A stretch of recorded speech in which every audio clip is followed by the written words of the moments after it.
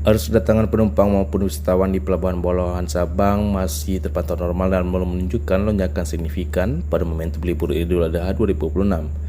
Peningkatan jumlah penumpang diperkirakan baru terjadi pada akhir pekan seiring kembali dibukanya objek wisata bahari di Pulau Sabang. Sebagaimana diketahui, aktivitas wisata bahari sebelumnya ditutup sementara selama libur Idul Adha dan dijadwalkan kembali beroperasi pada Jumat 29 Mei 2026. Kondisi tersebut diprediksi akan memicu peningkatan kunjungan wisatawan ke Sabang pada hari Sabtu dan Minggu. Koordinator Pelabuhan Bolahan Sabang, Sabta Febriansyah Saputra, kepada RRI mengatakan pihaknya telah menyiagakan 12 personil untuk mengantisipasi kepadatan penumpang di area pelabuhan.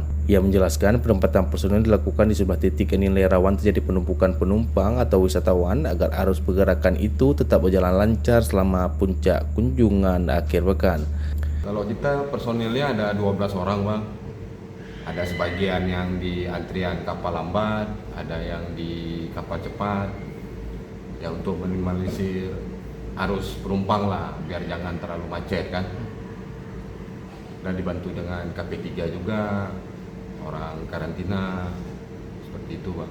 Dirinya menambahkan selain personel pelabuhan, pengamanan dan pengawasan di Pelabuhan Bolahan Sabang juga melibatkan sejumlah instansi terkait seperti KP3 dan karantina kesehatan. Otoritas pelabuhan turut menghimbau wisatawan menjaga kebersihan lingkungan dan memperhatikan barang bawaan masing-masing saat berada di area pelabuhan. Kemudian dirinya menambahkan pihaknya juga terus berkoordinasi dengan operator kapal cepat maupun kapal lambat untuk menjaga ketepatan jadwal pelayaran. Bahkan operator kapal lambat dilaporkan mulai menambah intensitas pelayaran hingga 4 trip untuk mengantisipasi lonjakan penumpang maupun wisatawan pada akhir pekan ini. Kian Ilza Maulana melaporkan.